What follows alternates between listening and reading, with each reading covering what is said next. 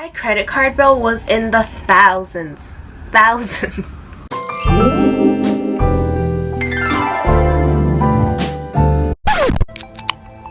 Hello everyone, I'm excited to welcome you to my very first video and to this channel, a place for you to level up your financial intelligence. I'll be sharing content about personal finance, investing, and wealth building every Sunday. Now if this interests you, then be sure to subscribe to this channel and turn on the bell notification to stay tuned. They say youth is wasted on the young. In my opinion, there is some truth to this maxim, only if it involves managing our finances. Which is why, in today's video, I'm going to cover the 5 money traps to avoid in your 20s. Be sure to watch until the end because by the end of this video, I can assure you you'll be making better decisions on how to quote-unquote waste your youth. Money mistakes or money traps, however you want to call it, we've all been there and done that, especially when you're in your 20s. Because why? Well, my excuse is I'm young. I'm joking, that was a really bad excuse. But when you're in your 20s, especially in your early 20s, you're at the stage of self-discovery, which means you need to experiment in order to learn from your mistakes. You're just entering into adulthood. You're not well equipped or well informed in the financial world. In other words, you probably don't know how to manage your own money.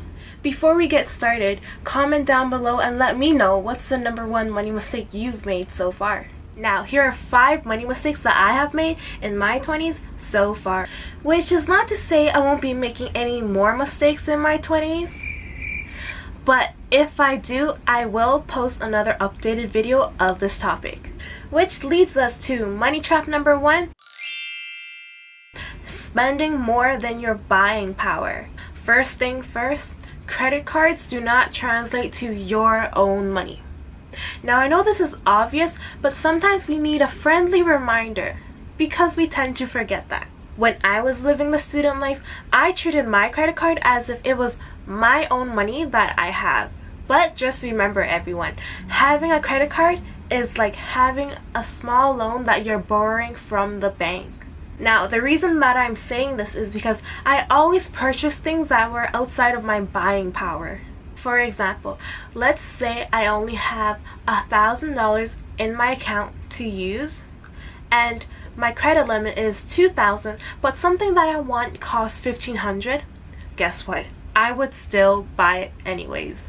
Now I did this because I thought to myself, oh, I'll just pay off the outstanding amount once I get my next paycheck. Now this can be dangerous because by doing this, I got into the habit of overspending, which can potentially lead to debt. And not just any debt, but unnecessary bad debt that can tarnish your credit score. The reason that I say this is because I do believe that there is a difference that separates between a bad debt and a good debt. But it's best to have no debt at all. Good debt is debt that you've taken on that will ultimately increase the value of an asset.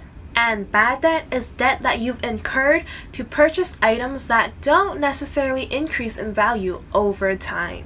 And usually when we get into the habit of overspending, purchasing things that don't necessarily increase in value over time, we are creating bad debt. For example, credit card debts. Now, a good prevention for credit card debt is to decrease your credit card limit. During the time when I overspent, my credit card bill was in the thousands. Thousands. On the other hand, one of my uni friends told me her credit limit was in the hundreds. Even if she maxed her credit card allowance, her credit card bill is a lot less than mine, which means she is saving more money. So by lowering your credit card limit, it can help control your spending, especially if you're someone who lacks self-control. I mean, you can max your credit card if you want, but that's if you can pay it off in full. But don't do it if the credit limit is higher than your buying power. A really good lesson that I've learned that I want to share with you all is that debt robs you of your future.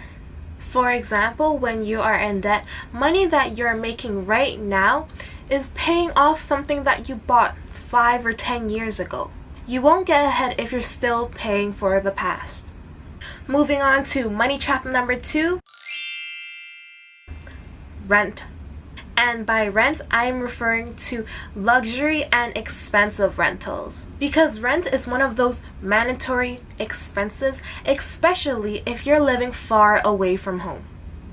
And most importantly, it is a sunk cost because it's money that you put out that you can't get back.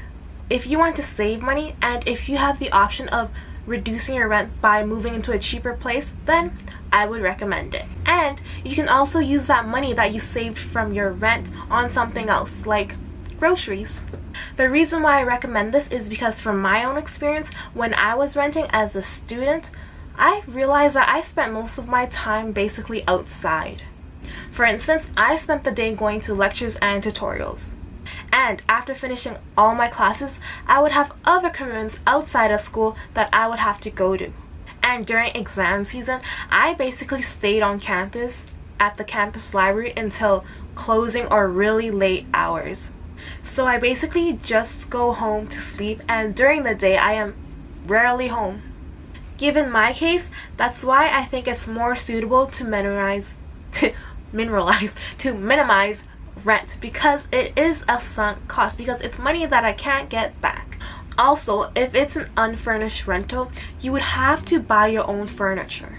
Or even if it's furnished, sometimes you want to buy your own home decors to make it more homey. More comfortable for you. But this all goes to waste once your lease is up, because you would have to move into a different rental.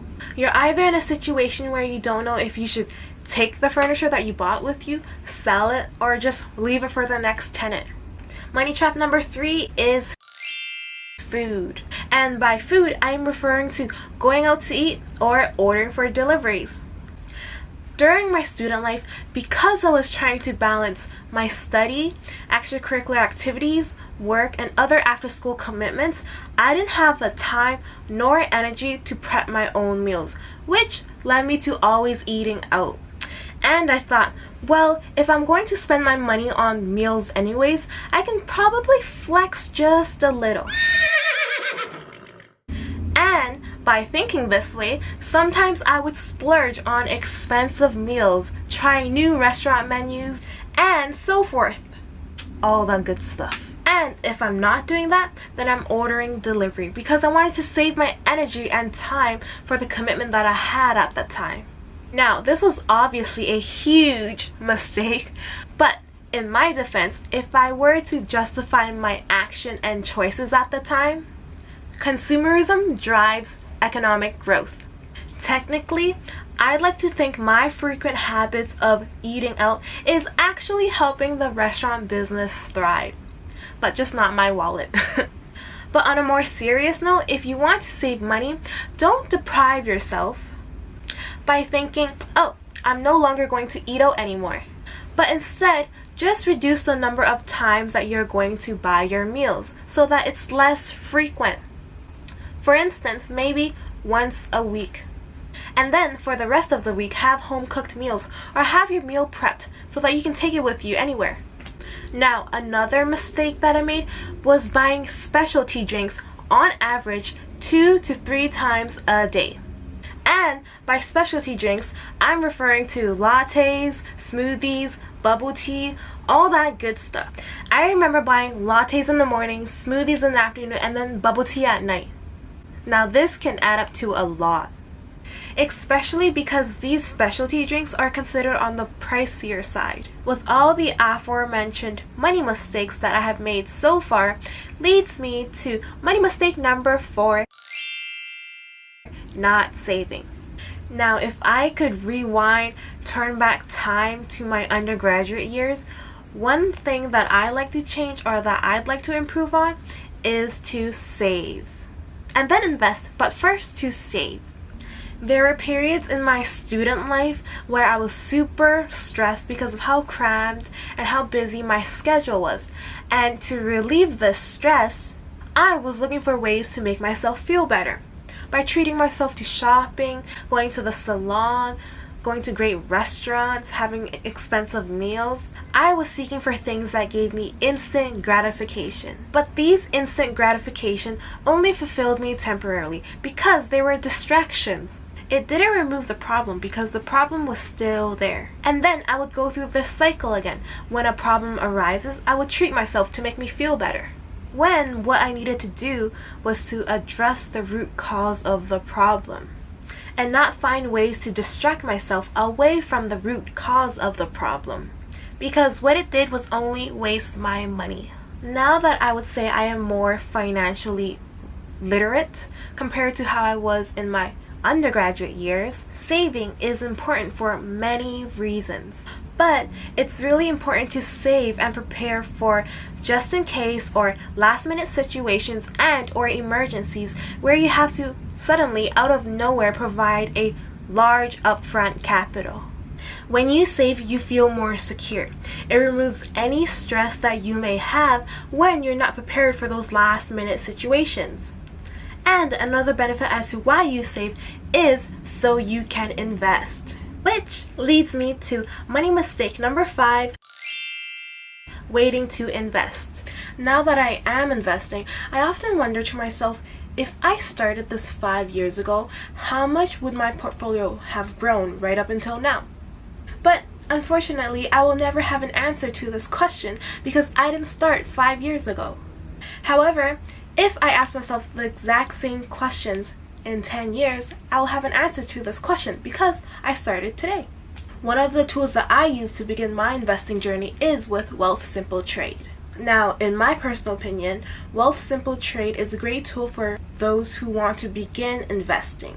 It's the most suitable for beginners because of how user-friendly their platform is. They also have commission-free trading, which means every time you buy or sell a stock, you don't have to pay a fee. And there is no required minimum balance or a required upfront capital to open an account with them. So, if you're in the early stages or if you're looking to invest, then in my personal opinion, I think Wealthsimple Trade is an attractive option for you to get started with. As well as a bonus, I have included my own personal referral link down below where you can get free $10 credit with Wealthsimple Trade.